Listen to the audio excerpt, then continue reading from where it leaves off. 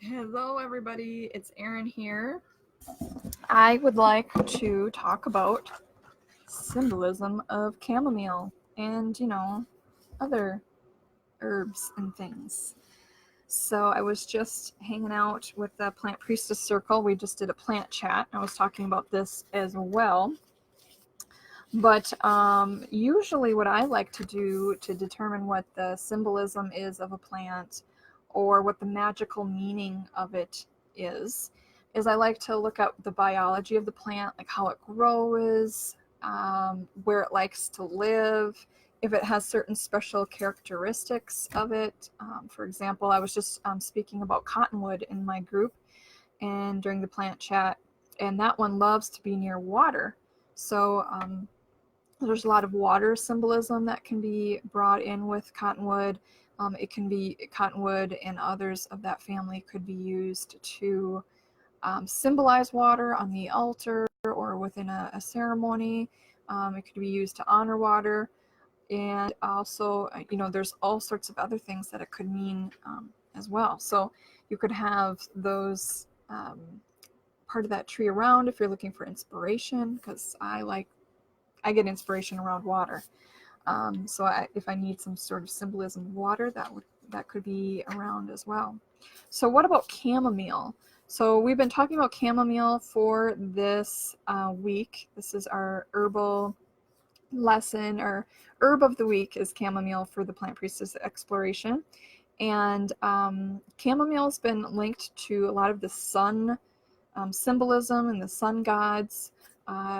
Makes kind of sense because the middle is bright yellow to red, and it just kind of it has this sun-like quality about it with the petals kind of branching out like that. And it's very much open when it's sunny, and out and in great force when it is summer. So, and it's also a nervine, which means it's like uplifting. It helps to relax people, bring the sun back out in your mood and things like that. I also love chamomile because it's one of the first herbs that I started to grow as a teenager, I believe. I have a memory of growing it in my garden, my dad, our family garden, and I think that my herbs that I put in there were the first that we ever had in the family garden. My dad was like, "What are you growing over there?" And I was just trying it out. I didn't really know how to do it, but because herbs can be a little bit different than putting big veggie seeds in the ground. Chamomile seeds are so tiny. They're very, very tiny. They're almost dust-like. And, but yet they have this wonderful ability to grow and do amazing medicinal type qualities. So I love chamomile as like a grounding herb for me, because I just think of how my herbs knowledge and experiences really started with chamomile. It was like the seed that started my interest, and it was easy for me to grow, and I continued to grow it in containers when I didn't have a place to grow a garden, and it was just always something that I went to. And I have my beautiful chamomile that I grew in the garden last year, and it's not a lot, but I have fond memories of going out every day and picking a couple of those chamomile flowers, and a handful of them at a time, letting them dry, and then finally put them in here. So I don't know what I'm going to do with them yet. I've been deciding if what I want to make, but I almost don't want to make anything. I just want to look at them. They smell so light and relaxing. So yeah, chamomile can be a lot of things in terms of symbolism for other people. But I kind of wanted to play with some of my cards today, and one of the ones that I have is Herb Crafter Tarot. It's, I think, came out last year, and they're beautiful cards, beautiful artwork in there. So if you're here and want me to pull a card for you, I will do that. But for now, I'm just going to kind of shuffle them and just pull one as something to do, something to share with you all. Which card will it be? There is a book, a wonderful little mini book that goes with these cards, and it's very helpful and impactful. It has great suggestions of what to do with that herb. But when I pull a card from this deck, what's really fun about it is that, let's see, I'm going to pull this one. This one is Five of Air, and it's white sage. Now this looks to be the culinary white sage, not 100% sure, but just from the picture of it. And so I could look up white sage in the book, but I also know that for me, I know that sage is antimicrobial. It's been used, different species of it have been used for purification, using the sacred smoke as kind of a purification or resetting the energy. There's even some probably medicinal qualities to the smoke to help clean up the air. Just like if you ingested or ate some culinary sage, there's antimicrobial properties that way too. But so I think there's also some in the smoke. And I know that I've read a research article that looked at different plants and their medicinal qualities in their smoke, and there was some. So yeah, so I like to just use the cards as a way to, hi Jennifer, connect with that plant, and to think about what the symbolism to myself, or I can use the book to look it up too. So I see lots of people in different groups will say, well, what is the symbolism of this certain herb, or what does it mean if I keep seeing this herb a lot? And it's fun to look into what other people are suggesting about the symbolism, but I'm a firm believer that there's not just one type of symbolism and meaning to the herb, that you need to put in your own experiences with it too. And if you don't have an experience with it, then I start to look up how the plant grows, what kind of characteristics does it have, does it love sun, or is it known to be rare, and things like that. So I start looking up the characteristics of it. And if you're here and want a card from the Herb Crafter Tarot, I can certainly do that for you. And I also have the illustrated herbiary here.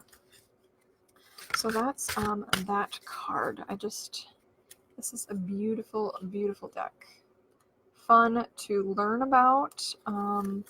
You could pull a card once a day and learn about that particular herb, or use that herb for a week or a month or whatever it is you want. I do have a cool little hour-long presentation on using the Herbal Tarot to learn the herbs. So lots of symbolism. Here's cinnamon. There is a skeleton there.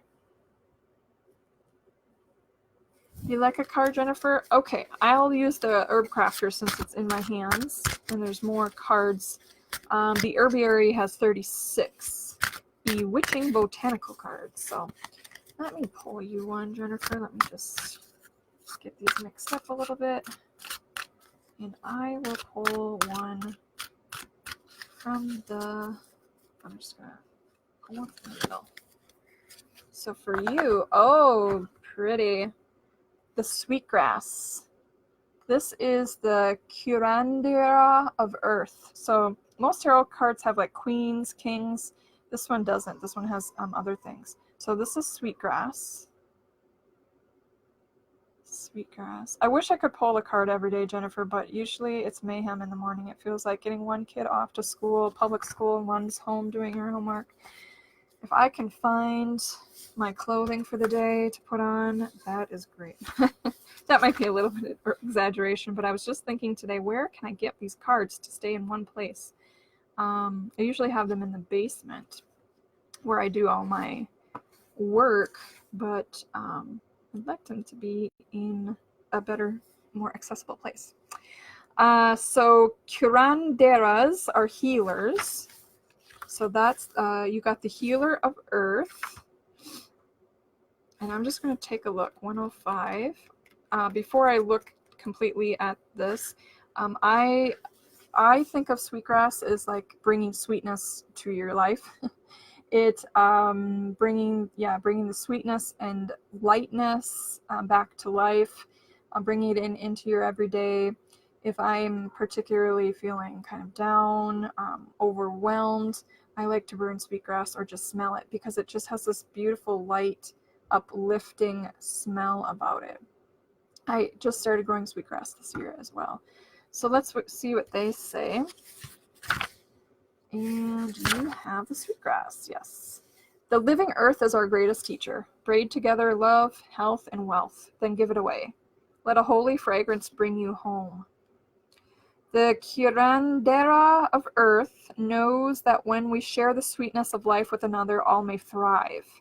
That's what I've heard with sweetgrass too, is that you're supposed to gift it and not buy it.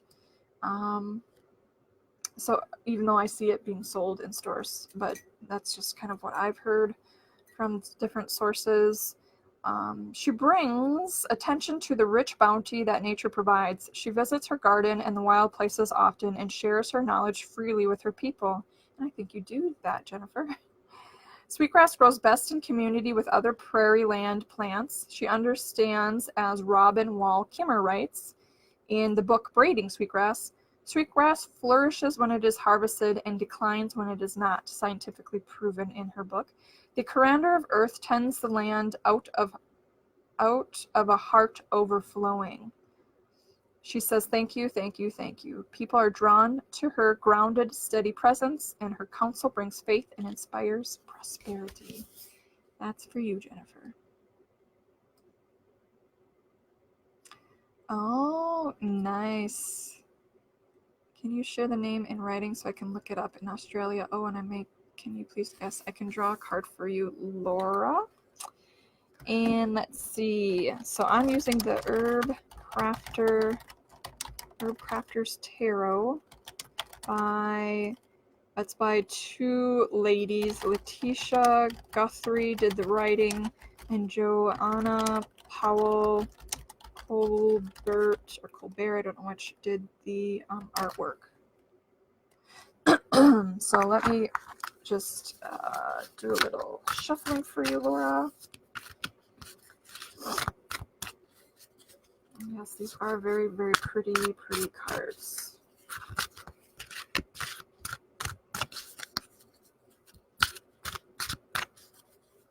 The artwork is done by Joanna, and she also has another one called the Gaian deck, which I also have.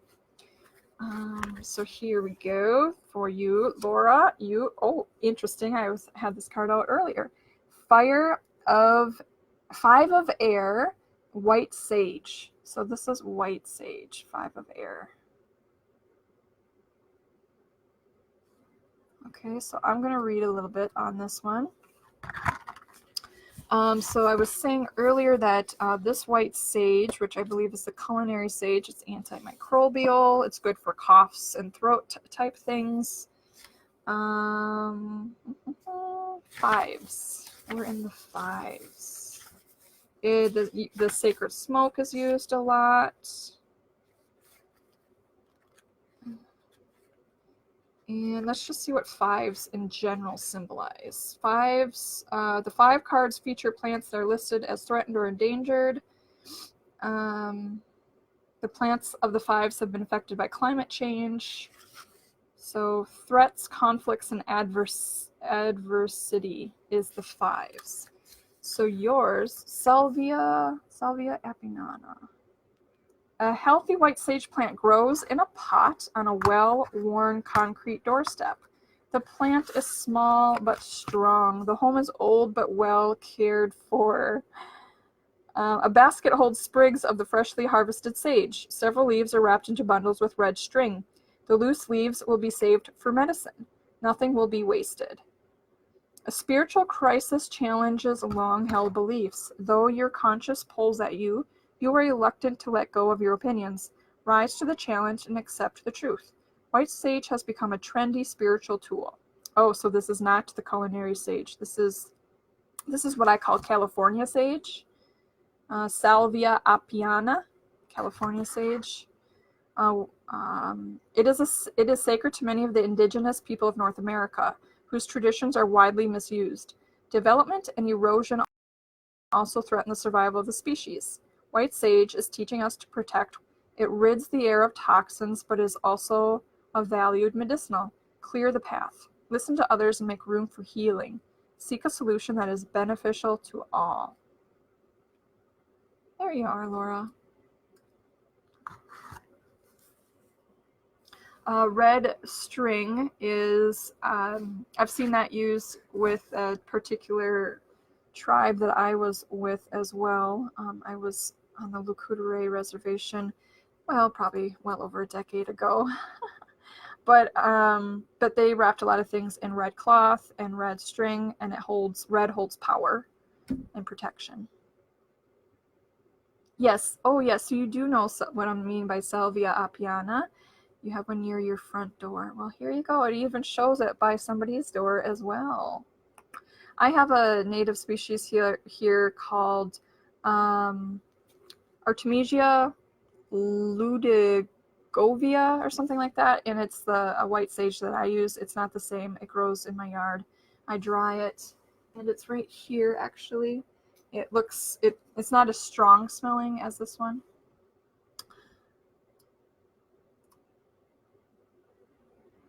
The cultural appropriation, yes. And people are really pay attention to like indigenous North American cultures, I think, because some of that knowledge is still around. Granted, a lot of it got maybe lost, or didn't get passed down as much as it should. Certainly being revived and reused. And then people who don't have connection to their indigenous roots or their indigenous lands where their ancestors came from, I think they're really looking for that. And so they kind of look towards other indigenous cultures that are nearby. But with plant priestess perspective, my answer to that is we have that memory still in us, especially the ones of us who feel called to plants. We really have a lot of that like cell memory in there. It's just passed down to us. Somehow we got that part of the code. The code woke up in our DNA that way, and we remember that there's sacred plant connection in medicines, mind, body, and spirit to be used. So we're looking for that kind of thing, and we need to be courageous. We need to trust ourselves that we know some of this stuff. And like I was saying at the beginning of this, people want to know what does what does chamomile mean? Well, I can tell you what it has meant for what it meant to people centuries ago, and what it kind of has its connotations around. But you can also make your own symbolism for it based on your experience and what you know about the plant and what you feel about it inside. So there's lots of similarities that people come up with certain plants. Like chamomile, is known to be kind of symbolized for calming because it is a calming herb physically, and people will come around even if they live on different continents sometimes. And groups of people have done that. They've been isolated on different continents, yet come up with the same kind of idea around folklore and symbolism. There's a certain name for it. But even though they're geographically separate, somehow they come around with the same idea of what to use for the plant medicinally as well. They'll somehow all come around to this idea that certain species or close species are used for a particular kind of ailment. And so there is that collective understanding with some of the symbolism and use, but we also can, if we're going to do some sort of ritual or ceremony or visualization, we can trust ourselves to know to use that plant in the way that we feel called to. The 13 Clan Mothers by Jamie Sams. Their beliefs are the medicine teachings are for all. Yes. Yeah. I have a set of cards actually by Jamie Sams, I'm pretty sure, and it is Sacred Path Tarot, I think. But I once came across something that was a little concerning, that person, I don't know if it's he or she, that person, Jamie, was doing a little cultural appropriation as well. So I haven't looked into that. So if you have any insight and about that author, I would love to know. I haven't looked it up lately.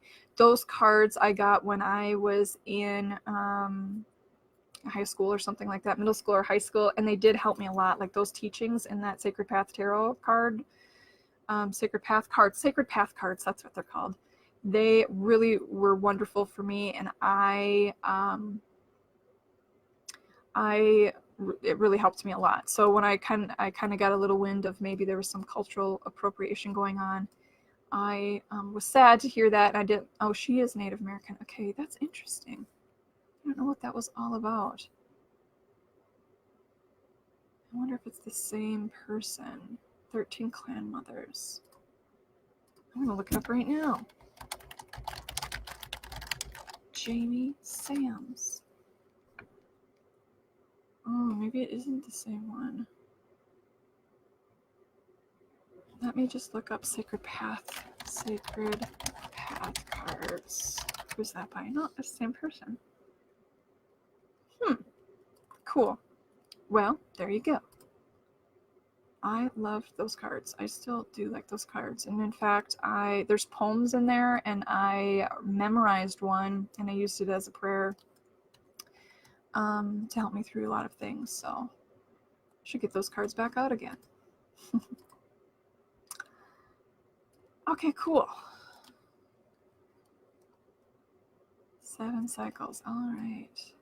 Can you see the name of the 7 cycles book? The 7 cycles book. The 4th turning?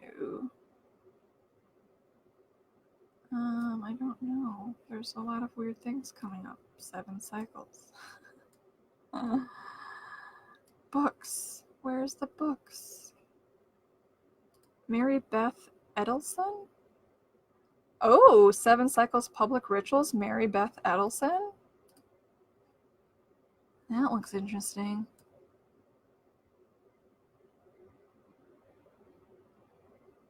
Oh, did she? Brooke Medicine Eagle did? Oh, I didn't know that. I do love her singing, Brooke Medicine Eagle. 7 cycles. How interesting. I've never heard of this one. I love it. I love it. I love it. Paperback. It sells for $100 on Amazon. It must be out of print.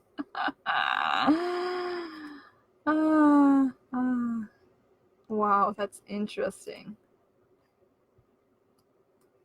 Oh, well, this has been a good conversation about cultural appropriation and trying to figure out, who is, oh gosh, there's so much I could say about that. Definitely want to be respectful. Yeah, definitely want to be respectful to all where this information is coming from. So, yeah, Plant Priestess to me is really a reawakening of everybody's wanting to know what these plants are saying, communicating, how we can connect with them more, because we certainly are so connected with plants. There's no doubt about it that without plants, humans, would not be here. Oh, Dancing the Dream, 7 cycles. Well, I just came across something called 7 Cycles Public Rituals. It looks fascinating, but it looks expensive. Well, you've all given me some cool books and whatnot to look into. I don't have enough books at all to read, right? I get them and I feel like I read a little bit of them. I'm like, got it. I got it all. I know everything in there. I just need them near me. I just need to have them.